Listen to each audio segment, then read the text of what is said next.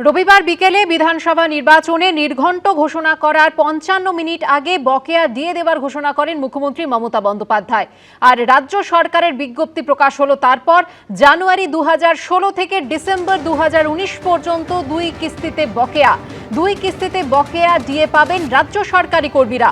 চলতি বছরের মার্চে প্রথম কিস্তি এবং দ্বিতীয় কিস্তি সেপ্টেম্বরে।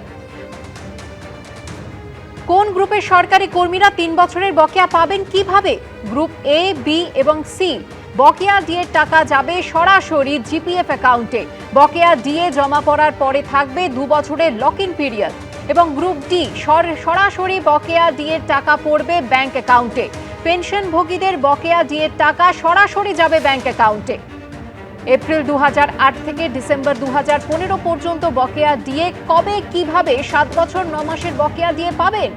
কোর্ট নিযুক্ত কমিটির সঙ্গে আলোচনা করে ঘোষণা। বকেয়া ডিএ নিয়ে বিজ্ঞপ্তিতে জানিয়েছে রাজ্য সরকার।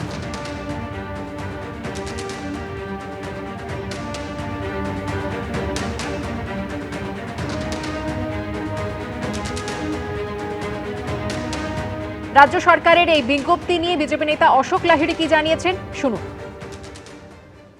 মাননীয় সুপ্রিম কোর্টে বিচার দিয়েছে, এই রায় দিয়েছে।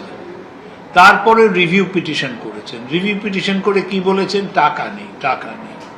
টাকাটা একটা জানেন যে 16 জানুয়ারি 2026, আমি জানি না ওটার অনুমতি পেয়েছেন কিনা, তৃণমূল সরকার 23,247 কোটি আরো ঋণ করতে চেয়েছে। তাছাড়া আরেকটা যেটা হচ্ছে, এটা বহু দেশে দেখা যায়। প্রথম হচ্ছে ঋণ করবেন, বেশি যদি খরচা হয়ে যায়। দ্বিতীয় কি করবেন? দিচ্ছি দেব বলে দেবেন না। এটাকে এরিয়ার্স বলে, বকেয়া কতটা আছে জানা নেই। তৃতীয় যেটা করেন, বাজেটে বলবেন 100 টাকা খরচা করবে। তারপর বছরের শেষে যখন সংশোধিত অনুমান বা রিভাইজড এস্টিমেট আসবে, তখন বলবেন ওহ, এ তো কম খরচা হয়েছে কিংবা বেশি খরচা হয়েছে। যেগুলো ওর প্রিয় সেগুলোতে বেশি হবে, যেগুলো মনে করেন নির্বাচনের পক্ষে খুব উপযোগী নয় সেগুলোতে কমে যাবে। আর তাছাড়া আরেকটা আছে, সেটা একটা ভয়ঙ্কর জিনিস। সেটা হচ্ছে, অনুমোদন তো নিলেন না বিধানসভার সংশোধিততে, পরের অর্থ বৎসরে ওইটাকে দেখায় এক্সেস এক্সপেন্ডিচার হিসেবে। আর ভোটের মুখে বকেয়া ডিএ নিয়ে রাজ্য সরকারের এই বিজ্ঞপ্তি প্রসঙ্গে কি বলছেন সংগ্রামী যৌথ মঞ্চের আহ্বায়ক ভাস্কর ঘোষ, শুনুন। আমরা জয়টাকে এই হিসেবে দেখছিলাম যে ওনার যে অহংকারের দুর্গ, সেই দুর্গটাকে আমরা চুরমার করতে পেরেছি। আমরা সেই দুর্গটাকে ভাঙতে পেরেছি, অহংকারটাকে ভাঙতে পেরেছি। আজকে উনি যে নোটিফিকেশন দিয়েছেন, 3টে নোটিফিকেশনই পড়েছি আমরা, এবং তাতে দেখেছি যে 25%-এর বেশি বিষয়টা দাঁড়াচ্ছে।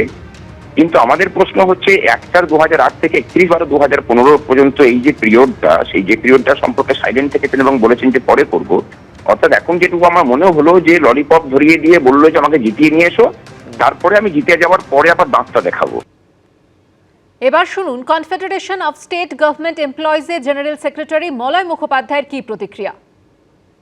সরকার সুপ্রিম কোর্টের যে অর্ডারটা পুরো ভায়োলেট করলো।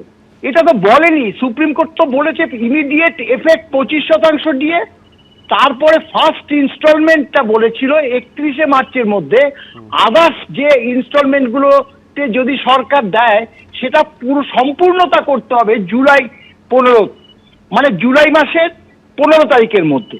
তাহলে সেখানে সরকার এই দুটো পার্টে যে একদম সেপ্টেম্বর মাসে, অর্থাৎ সরকার চাইছে এই যে অল্প কিছু দিয়ে তারা দেখে নিতে চাইছে যে তারা ক্ষমতায় আসতে পারে কিনা।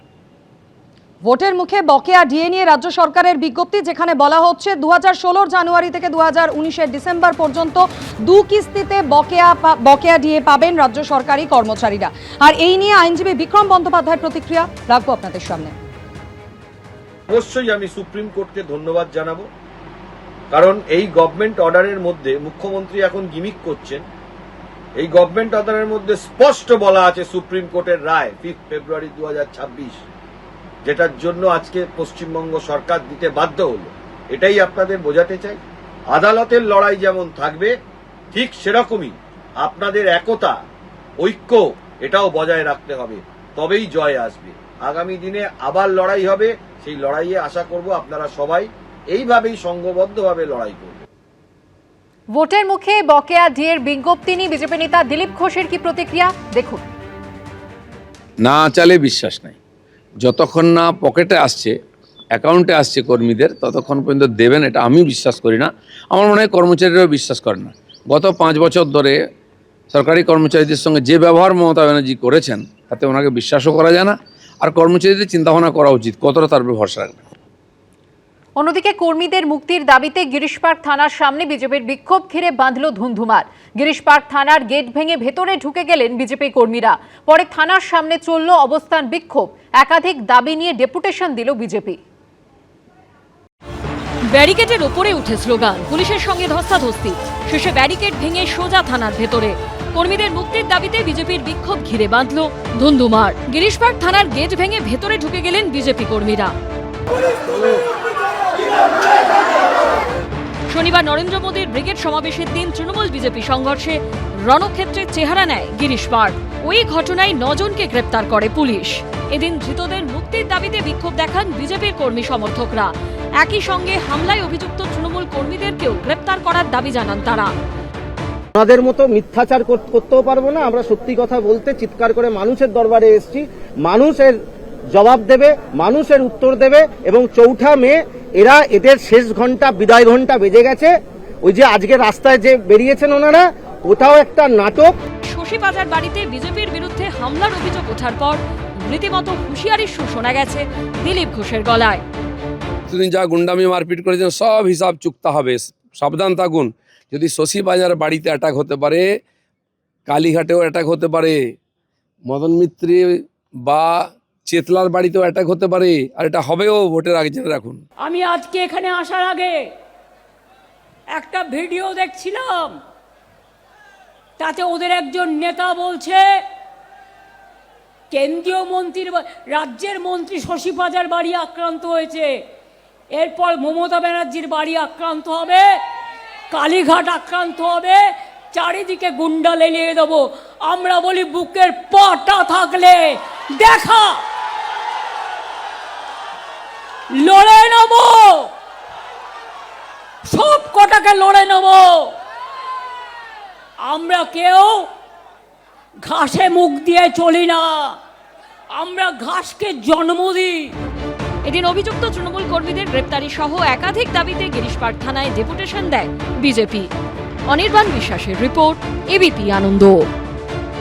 এবিপি আনন্দ, এগিয়ে থাকে, এগিয়ে রাখে।